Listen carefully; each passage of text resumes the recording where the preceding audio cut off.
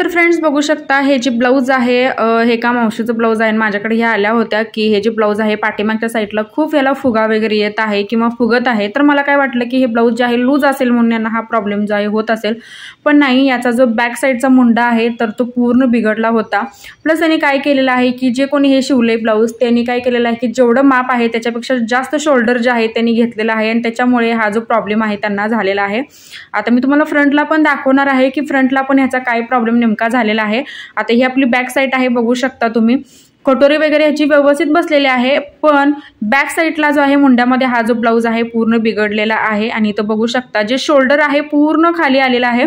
Sleeves तुम्ही तर बघू शकता जे शोल्डर आहे तर ते इतकं जे आहे आपलं वर हवं होतं ते पूर्ण अर्धा पाऊण इंच जे शोल्डर आहे खाली डाऊन पूर्ण झालेला आहे। प्लस गळा जो आहे पुढचा तोही पूर्ण लूज झालेला आहे। आणि बऱ्याच वेळेला काय होतं की जे नवीन नवीन शिकत असतात तर त्यांना जो आहे हा प्रॉब्लेम जो आहे होत असतो आणि त्यांना लवकर लक्षात येत नाही की असा प्रॉब्लेम झाल्यामुळे आपल्याला काय करायला पाहिजे। तर ते आपण आजच्या व्हिडिओमध्ये बघणार आहोत। सो व्हिडिओ जो आहे एकदम शेवटपर्यंत बघा। आता हे जे काही कटिंग आहे तर ते आपण अशा पद्धतीने घेणार आहोत आणि त्याच्यानंतर मग आपण अगदी व्यवस्थित असं जे ब्लाऊज आहे त्यांना फिटिंग करून देणार आहोत। व्हिडिओ एकदम लास्टपर्यंत बघा। पूर्ण जे आहे आपण ब्लाऊज जे आहे बिघडलेलं आहे तर ते आपण रिपेअर करणार आहोत। सो सगळ्यात आधी आपण इथं काय केलेलं आहे बघू शकता की जी स्लीव्ज आहे मी पूर्ण काढून घेतलेली आहे, म्हणजे ब्लाऊज जे आहे पूर्ण आपण उसवून घेतलेला आहे।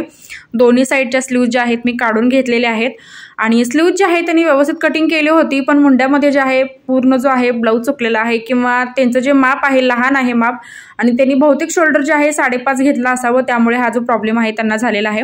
आता बघू शकता फ्रंट मुंड्यापासून आपण काय करायचं अर्ध्या इंचावरती आपण जे शोल्डर आहे तर ते कट करायचं आणि जो बॅक साईडचा मुंडा आहे तर तो आपण पाऊण इंच घ्यायचा आहे, बघू शकता इथं। तर जसं इथं मी दाखवलेलं आहे सेम तसं तुम्ही जर तुमचा ब्लाऊज बिघडला असेल तर तुम्ही जी ट्रिक आहे तर ती नक्की यूज करून बघा तुमच्या ब्लाऊजवरती। मी शोल्डर अर्धा इंच घेतलेला आहे, त्याच्यानंतर फ्रंट मुंड्यापासून मी अर्धा इंच घेत बॅक साईडचा मुंडा आहे तिथं मी पाऊण इंचाचा शेप असा देत हे जे एक्स्ट्राचं सगळं कापड आहे मी पूर्ण इथं कट करून घेतलेलं आहे।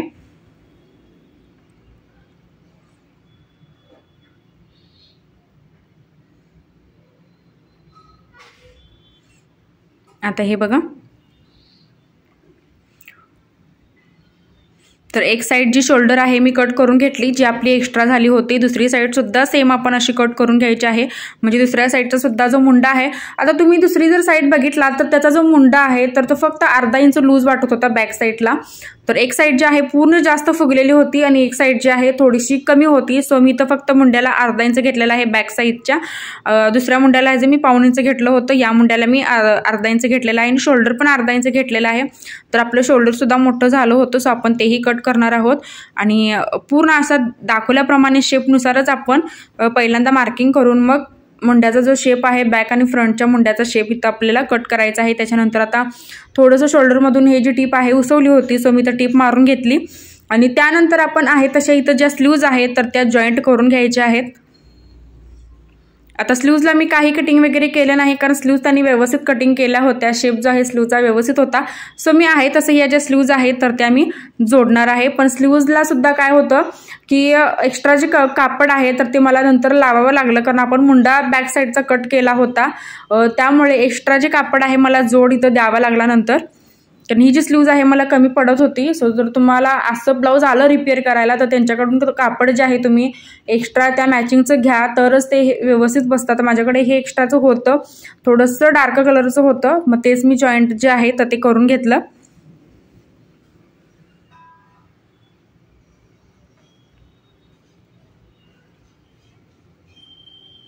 आता हे बघू शकता तुम्ही मुंड्याला जवळजवळ बॅक साईडच्या 1 इंच कापड जे आहे कमी पडत होतं। आता हे बघू शकता तुम्ही। आता इथं जो आहे मी असं त्रिकोणी जॉईंट लावून घेणार आहे दुसऱ्या कपड्याचा। तर दुसऱ्या साईडची सुद्धा जी स्लीव्ज आहे आपण अशा पद्धतीने जॉईंट करायची आहे।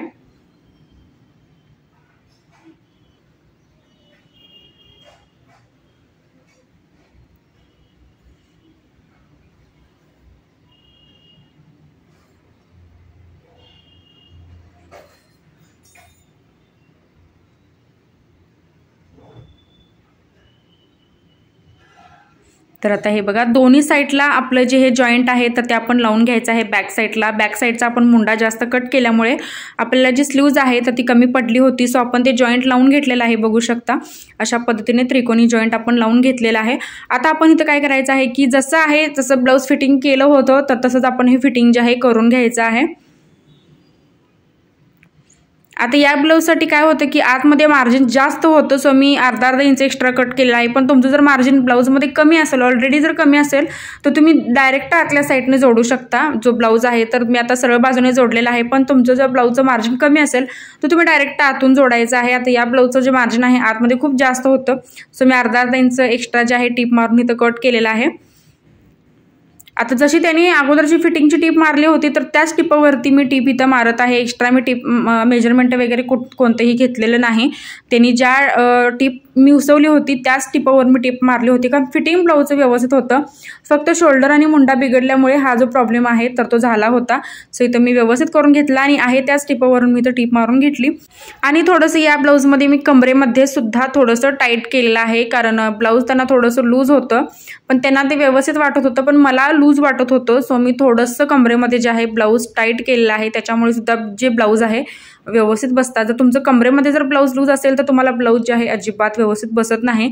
सो तुम्ही ब्लाऊज शिवल्यानंतर पहिल्यांदा ब्लाऊज तुम्ही ज्या कस्टमरला घालायला लावता तर त्यावेळी ते कमरेमध्ये टाईट आहे का हे सगळं आधी तुम्ही बघायचं आहे आणि त्यानंतरच मग आपलं जे फिटिंग आहे प्रॉपर येतं. जर तुम्ही कमरेमध्ये जर व्यवस्थित फिटिंग केलात तर आता तुम्ही याचा फायनल लुकसुद्धा बघू शकता. तर मी परत या मावशींना जे ब्लाऊज आहे मी घालून दाखवायला सांगितलं होतं आणि बघू शकता 90% आपला जो प्रॉब्लेम आहे तो सॉल्व्ह झालेला आहे. तुम्ही फिनिशिंग बघा, मगाशी मी तुम्हाला वेगळं दाखवलं होतं आणि आत्ता जे फिटिंग आहे तर ते एकदम वेगळं आहे, बघू शकता. आणि खूप छान असं जे ब्लाऊज आहे बसलेलं आहे. आता तुम्हाला मी फ्रंटला सुद्धा दाखवते की याचं शोल्डर मगाशी खाली आलं होतं तर ते शोल्डरसुद्धा अगदी व्यवस्थित असं बसलेलं आहे. गळासुद्धा एकदम टाईट झालेला आहे. आता हे बघू शकता फ्रंटला मगाशी एकदम शोल्डर आपलं डाऊन झालं होतं, आता हे व्यवस्थित असं शोल्डर जे आहे मी करून घेतलेलं आहे. आणि फ्रंटला बघू शकता कटोरी वगैरे एकदम याची जे आहे छान बसली होती.